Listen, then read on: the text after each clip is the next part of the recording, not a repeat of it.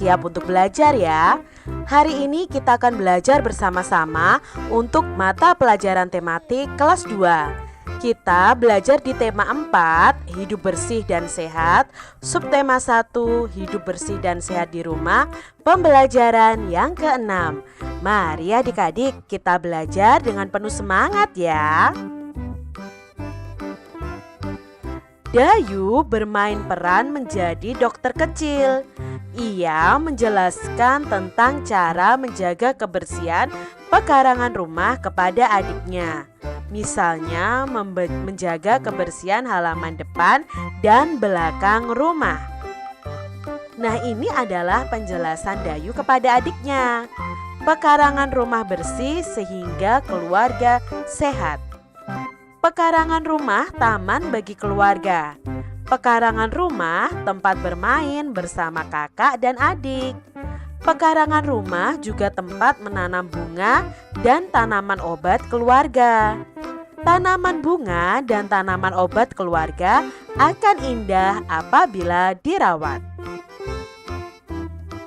Kebersihan pekarangan rumah wajib untuk dijaga. Banyak cara yang dapat dilakukan untuk menjaga kebersihan pekarangan rumah. Halaman rumah harus sering disapu.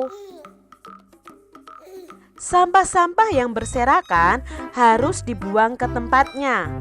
Selokan harus dibersihkan agar air mengalir dengan lancar. Rumput yang mengganggu tanaman juga harus dibersihkan. Dengan demikian, pekarangan rumah akan bersih, asri, dan indah. Keluarga pun akan sehat. Adik-adik, bacaan ini tentang pekarangan yang bersih dan sehat loh. Apakah di rumah kalian memiliki pekarangan, taman, atau halaman? Bagaimana keadaan pekarangan kalian? Bersih atau kotor? Hayo. Kalau keadaannya bersih itu cukup bagus adik-adik. Tapi kalau kotor harus kalian bersihkan. Contohnya di sini membersihkannya itu dengan menyapu, lalu mencabuti rumput atau memotong rumput yang mengganggu tanaman, membersihkan selokan supaya airnya mengalir dengan lancar. Mengapa Kak Citra selokan atau got itu harus dibersihkan? Nah, kalau selokan atau got itu mampet dan ada genangan air, nanti bisa menjadi sarang nyamuk adik-adik. Dan kalau hujan bisa menyebabkan banjir. Maka selokan itu harus dibersihkan agar airnya mengalir dengan lancar. Dan sampah-sampah yang berserakan di halaman atau di pekarangan juga harus dibuang ke tempat sampah. Adik-adik, amatilah gambar berikut dengan teliti. Nah, ini ada gambar keluarga Dayu yang sedang membersihkan halaman. Coba lihat gambar yang pertama. Apa yang dilakukan Dayu dan ibunya? Ya, menyapu halaman atau pekarangan. Gambar yang kedua, apa yang dilakukan oleh Ali adik Dayu? Ya, mencabuti rumput yang mengganggu. Lalu gambar yang ketiga, apa yang dilakukan oleh ayah?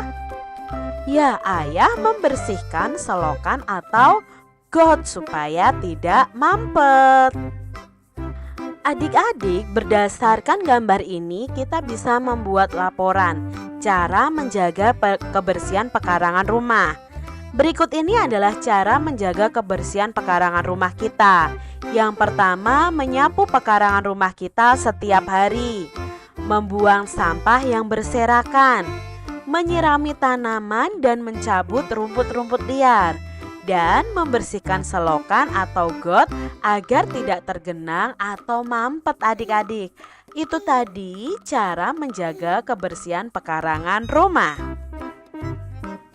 Adik-adik, Dayu dan keluarga itu menjaga kebersihan pekarangan rumah bersama.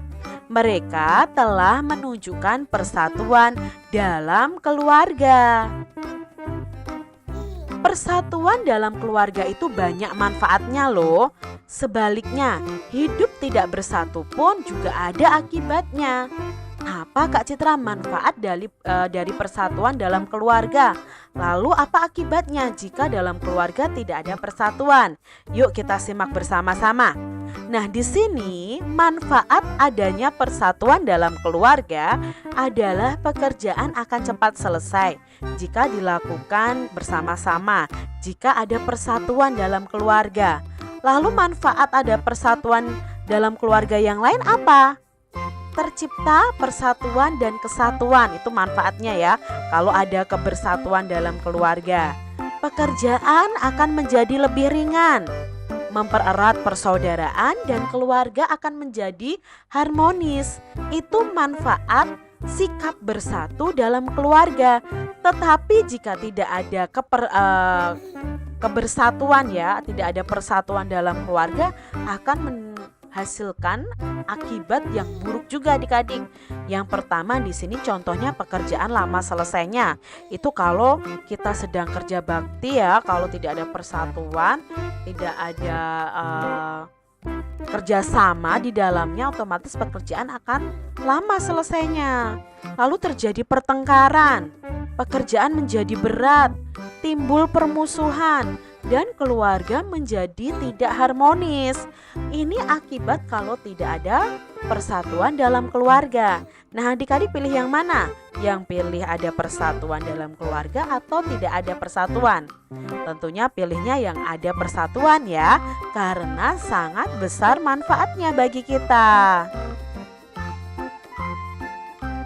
Amati apa yang dapat kamu temukan terhadap isi gambar. Nah, di sini kalian tahu bahwa Ali sedang mencabuti rumput.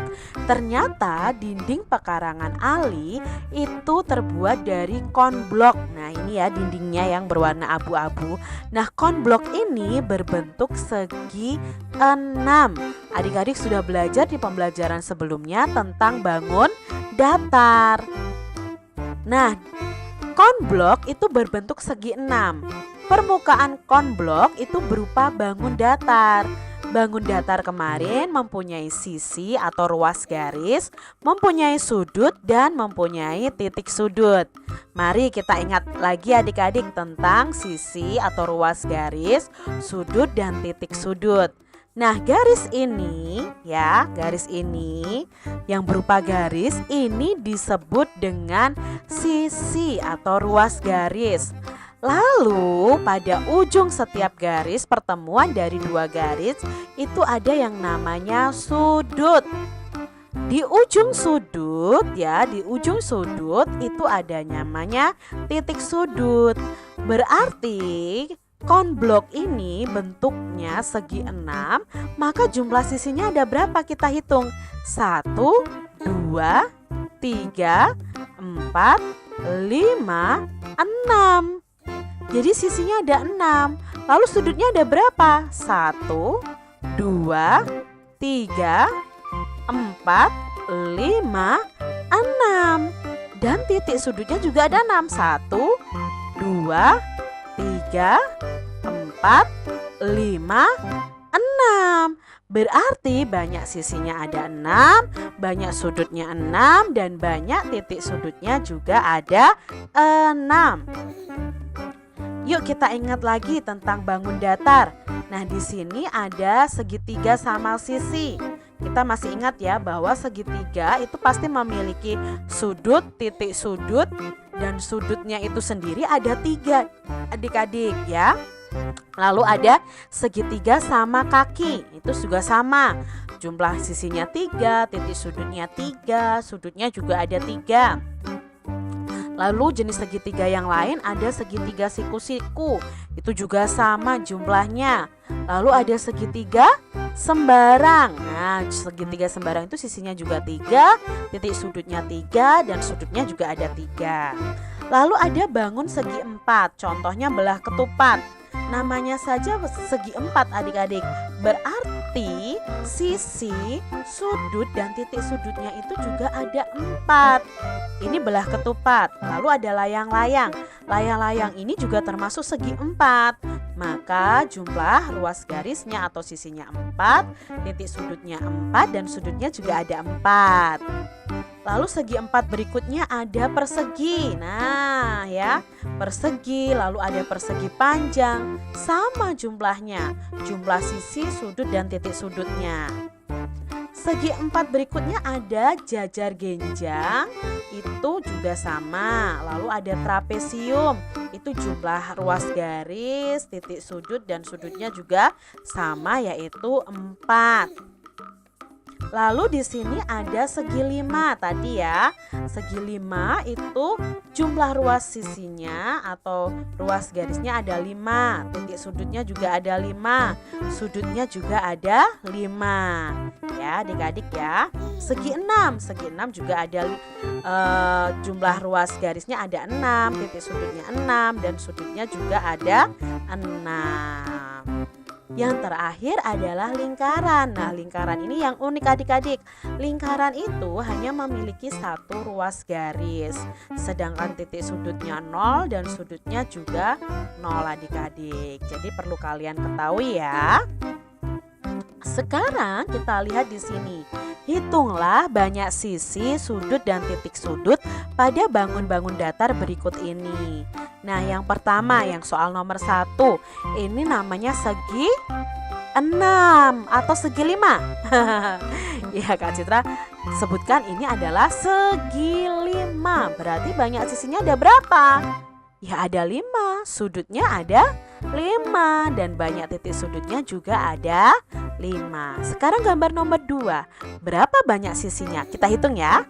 1, 2, 3, 4, 5. Berarti banyak sisinya ada 5. Lalu ada berapa banyak sudutnya? Ya, banyak sudutnya juga ada 5. Banyak titik sudutnya adik-adik? 1, 2, 3, 4, 5. Banyak titik sudutnya juga 5. Kita lihat gambar bangun datar berikutnya. Yuk kita hitung berapa banyak sisi. 1, 2, 3, 4, 5. Berarti ada 5. Banyak sudutnya?